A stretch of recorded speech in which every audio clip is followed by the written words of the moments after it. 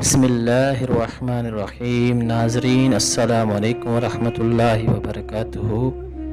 ناظرین، آج ہم اس ویڈیو میں شیطان کی چالاکیوں کے متعلق عجیب و غریب اور دلچسپ واقعات بیان کریں گے۔ یہی آج ہماری ویڈیو کا موضوع ہوگا، مگر ویڈیو میں آگے بڑھنے سے پہلے اگر آپ ہمارے چینل پر نئے ہیں تو برائے مہربانی ہمارا channel Tahir Islamic info subscribe کر دیں، جہاں آپ کو بالخصوص اسلامی ہسٹری اور دنیا بھر کی منفرد معلومات پر مبنی ویڈیوز ملتی رہیں گی۔ محترم ناظرین، ایک دفعہ شیطان کی حضرت موسیٰ علیہ السلام سے ملاقات ہو گئی۔ انہوں نے پوچھا، تو کون ہے؟ وہ کہنے لگا، میں شیطان ہوں۔ آپ نے فرمایا، تو لوگوں کو گمراہ کرنے کے لیے بڑے ڈورے ڈالتا پھرتا ہے، تیرے تجربے میں کون سی بات آئی ہے؟ وہ کہنے لگا، آپ نے تو بڑی عجیب بات پوچھی ہے، یہ کیسے ہو سکتا ہے کہ میں آپ کو اپنی ساری زندگی کا تجربہ بتا دوں؟ حضرت موسیٰ علیہ السلام نے فرمایا، پھر کیا ہے بتا دے۔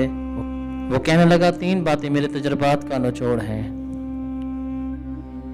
پہلی بات تو یہ ہے، اگر آپ صدقہ کرنے کی نیت کر لیں تو فوراً دے دینا، کیونکہ میری کوشش یہ ہوتی ہے کہ نیت کرنے کے بعد بندے کو بھلا دوں۔ جب میں کسی کو بھلا دیتا ہوں تو پھر اسے یاد نہیں ہوتا کہ میں نے نیت کی تھی یا نہیں۔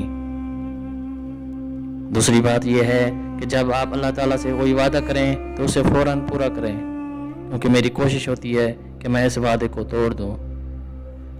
مثلاً کوئی وعدہ کرے کہ اے اللہ میں یہ گناہ نہیں کروں گا، تو میں خاص محنت کرتا ہوں کہ وہ اس گناہ میں ضرور مبتلا ہو۔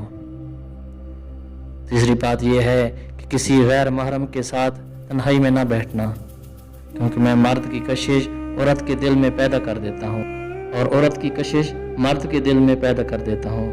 میں یہ کام اپنے چیلوں سے نہیں لیتا، بلکہ میں بذات خود یہ کام کرتا ہوں۔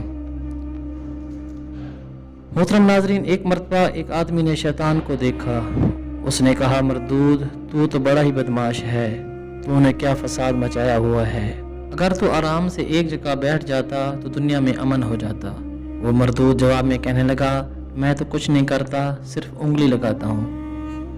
اس نے پوچھا، کیا مطلب؟ شیطان کہنے لگا، ابھی دیکھنا۔ قریبی ایک حلوائی کی دکان تھی، وہ کسی برتن میں شیرہ پڑا ہوا تھا۔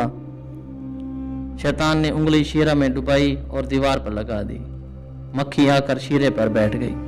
اس مکھی کو کھانے کے لیے ایک چھپکلی آ گئی۔ ساتھ ہی ایک آدمی کام کر رہا تھا۔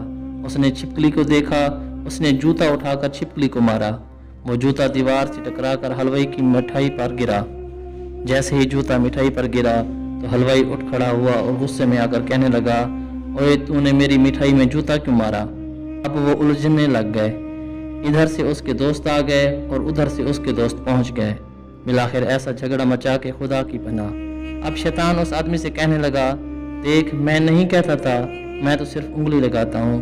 اب یہ اس کی ایک انگلی کا فساد ہے تو پورے شیطان میں کتنی نحوست ہوگی۔ محترم ناظرین، جب حضرت نوح علیہ السلام نے اپنے امتیوں کو لے کر کشتی میں بیٹھے تو انہیں ایک کشتی میں ایک بوڑھا نظر آیا۔